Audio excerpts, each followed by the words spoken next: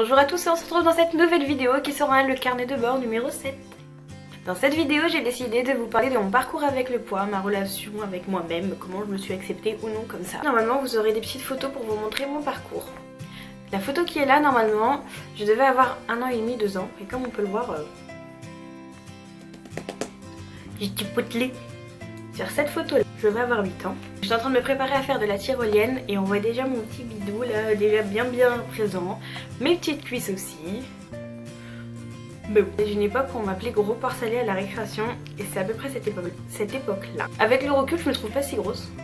Enfin, je me trouve ronde pour une enfant, c'est sûr. Mais ça va encore. Je sais pas. Je vous laisserai donner votre avis dans les commentaires. Je me voyais pas comme les autres petites filles. J'avais pas confiance en moi quoi. Donc là on va passer directement sur une photo de mes 15 ans. En regardant la photo, je me suis rendu compte que ma ceinture était trop serrée pour moi. Ouais. Donc là je devais faire une taille 46 à 15 ans. Je commençais à aller un petit peu mieux, à me sentir un petit peu mieux dans ma peau, mais c'était toujours pas ça. Mais c'était... J'ai une période juste avant où vraiment je m'acceptais pas du tout. Là je vous mets une photo de moi en tenue orientale. Donc c'était une photo qui a été prise pour mes 18 ans. Et à 18 ans, je faisais une taille 48. Là, c'est une photo d'il y a 2 ans en vacances. Donc j'avais 20 ans. Enfin, c'est l'été de mes 20 ans quoi. Oh, ça pourrait être une chanson. L'été de mes 20 ans, l'été de mes 20 ans, l'été de mes 20 ans.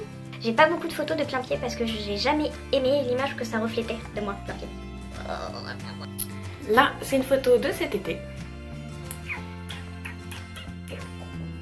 Cet été, je faisais une taille 50-52. Là, je fais une taille 46. Donc voilà. Ce qui m'a poussée à faire le secret du poids, c'est qu'il y a 1 an et demi, je suis partie voir un chirurgien pour me faire opérer. Donc les rendez-vous étaient pris, j'avais payé des rendez-vous. J'avais fait le chirurgien, l'anesthésiste. J'avais rendez-vous pour la fibroscopie, je crois. Parce qu'il faut savoir que pour faire cette opération-là, il y a énormément, je trouve, de démarches à faire. C'est pas plus mal, au moins ça laisse le temps de faire marche arrière. Et moi, c'est ce qui s'est passé. Donc j'ai fait le rendez-vous avec le chirurgien, avec l'anesthésiste. Et 2 jours avant la fibroscopie, j'ai appelé, j'ai annulé tous mes rendez-vous en disant que je pourrais pas me déplacer parce que je sais pas si au final je voulais quand même le faire ou pas. J'ai abandonné l'idée de l'opération. Le temps est passé, j'ai continué à grossir parce que mauvaise alimentation. Et j'en suis arrivée à un point, quand je voyais quelqu'un manger un burger, j'avais envie de manger un burger. Et j'étais capable de dire, je t'en supplie, il faut qu'on aille au McDo prendre un burger. Je suis arrivée à un point où j'étais vraiment accro à la nourriture. Et là je me suis dit qu'il y avait un problème. J'ai une amie à moi. Cette fille-là est partie voir un diététicien. Enfin, elle m'a pris rendez-vous en même temps qu'elle. Je suis rentrée dans le cabinet, je lui ai expliqué au niveau de mon poids et ma taille, où est-ce que j'en étais, comment je me sentais, tout ça. Et il m'a regardé dans les yeux. Et ça c'est un truc que j'ai déjà expliqué dans les premières vidéos, mais vous pourrez pas les retrouver parce que je l'ai supprimé sans faire exprès. Il m'a regardé dans les yeux et il m'a dit « Mademoiselle, je ne peux rien faire pour vous. Psychologiquement et mentalement, vous ne tiendrez pas. » Il m'a dit ça, j'ai commencé à pleurer. Il m'a dit « Avez-vous pensé à l'opération ?» Et là, j'ai fondu en larmes dans son bureau. C'est pas grave. À la limite, je me suis dit que j'y avais déjà pensé et que oui, c'était peut-être ça la solution. Donc il m'a donné le numéro d'une psychiatre pour que je puisse l'appeler et prendre les rendez-vous. Enfin, le premier rendez-vous pour continuer les démarches. Quand je suis rentrée chez moi, il y avait 2 de mes 3 bonnes fées. Les 3 bonnes fées, ce sont les personnes qui m'ont au début forcé à faire le secret du poids. Pour moi, ça y est, j'étais pas capable de perdre du poids par moi-même. Donc voilà, je me suis dit que c'était trop compliqué pour moi et que je tiendrais pas le coup, comme le médecin l'a dit. Les filles m'ont pas laissé le choix, m'ont dit dès demain tu commences. Donc dès le lendemain, j'ai commencé. La première semaine, j'ai perdu 4 kilos, 5 kilos, je sais plus. Et ça s'est enchaîné comme ça. Après, je perdais beaucoup moins, il y a vraiment que la première semaine où j'ai bien perdu. Et ça a continué et je me sentais bien là-dedans et j'étais épanouie et j'avais pas cette sensation de faim parce que je mangeais à ma faim, c'était juste que je mangeais des aliments plus sains. Ce qui était gras, je le mangeais en plus petite quantité mais j'en mange quand même. Je parle au passé mais c'est toujours au présent. Ce qui m'a motivée à faire le secret du poids. En continuant, je me suis rendu compte, comme je vous le disais, que je pouvais manger vraiment ce que j'aimais. C'est des régimes plutôt.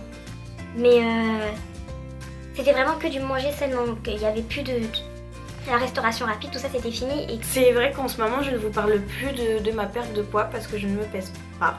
Je pesais il y a quelques temps et j'ai vu que ça descendait pas sur la balance et ça m'a démotivée. Puis je me suis rendu compte que sur ma balance, certes ça ne descendait pas, mais moi je me sentais mieux. Je me sens plus légère. Je vois une différence dans mes vêtements parce que je descends de taille. Et donc je me suis rendu compte qu'en fait ma balance c'était qu'un chiffre. Qu'à partir du moment où dans ma tête je m'accepte et qu'à partir du moment où mes pantalons m'acceptent à nouveau à l'intérieur, qu'est-ce que j'en ai à faire d'une balance? Le chiffre que ma balance m'indique, ça ne compte plus du tout. Donc voilà, maintenant vous savez pourquoi est-ce que j'ai commencé le secret du poids et les avantages que j'ai. Donc si je dois faire un résumé de cette vidéo, c'est j'ai toujours été en surpoids. J'ai bien conscience que je ne serai jamais un top modèle. Je serai toujours une fille forte ou une femme forte. J'ai peut-être trouvé la méthode qui me convient parce que c'est pas un régime, non de ma balance. Je m'en fous de savoir combien est-ce que je perds. Je veux juste être bien dans ma peau, être bien dans mes vêtements. Je sais que c'est une méthode que je continuerai. Même si c'est pas pour perdre du poids, au moins pour stabiliser et pour être sûre de ne pas regrossir. Parce que j'étais arrivée à un stade auquel je ne veux plus arriver.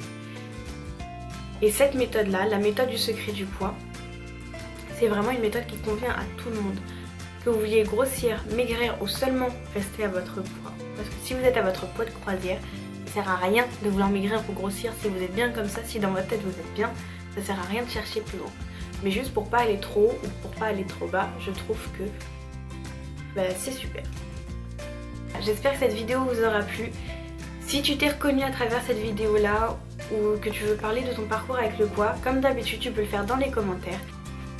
Vous pouvez mettre des pouces vers le haut si ça vous a plu et si vous voulez voir mes prochaines vidéos, je vous invite à vous abonner.